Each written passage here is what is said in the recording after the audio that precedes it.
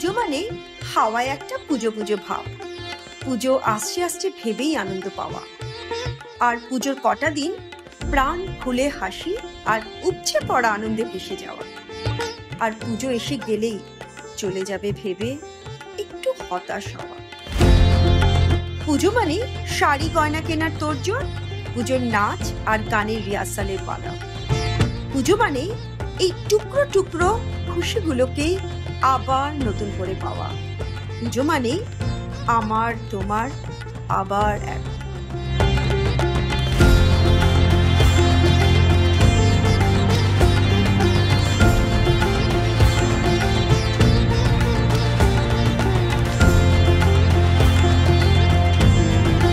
উত্তরণের এই প্রাণঢালা উৎসবে সবাই হৈ হৈ করে মেতে ওঠে পুজোর 3টে দিন।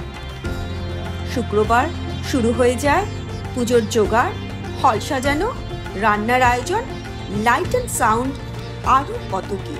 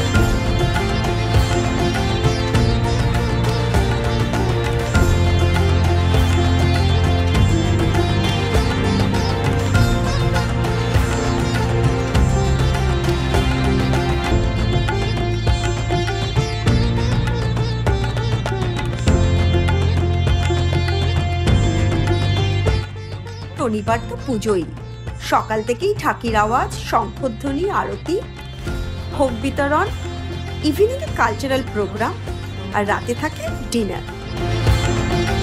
আর রোববার থাকে র্যাপ আপের পালা। এই মহামিলনে সন্ধিক্ষণে সম্মিলিত হয় প্রায় 4000 সিডনি বাসিন্দা। আর তার জন্যে আয়োজন হয় খাওয়া দাওয়া। সকালে চা, কফি, কোল্ড ড্রিঙ্কস, তারপর পুজোর প্রসাদ, দুপুরে ভোগ অর্থাৎ লাঞ্চ, তারপর থাকে ডিনারের ব্যবস্থা। আর হ্যাঁ, পুরোটারই ব্যবস্থা করে উত্তরণের ভলেন্টিয়াররা।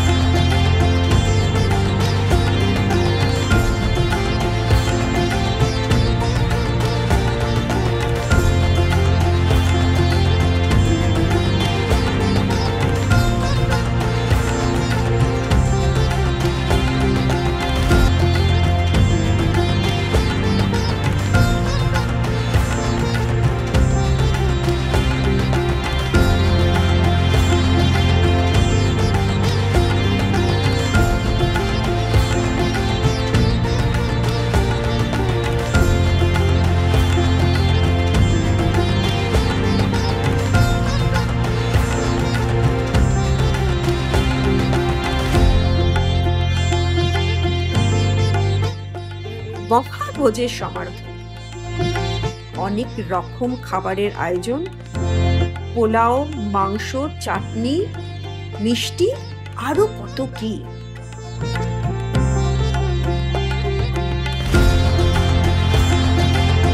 আজ আমরা ইন্ডিয়া থেকে এতটা দূরে থেকেও আমাদের শারদোৎসবের উৎসাহ আর উদ্দীপনার কোনোটাই কমই রাখি না।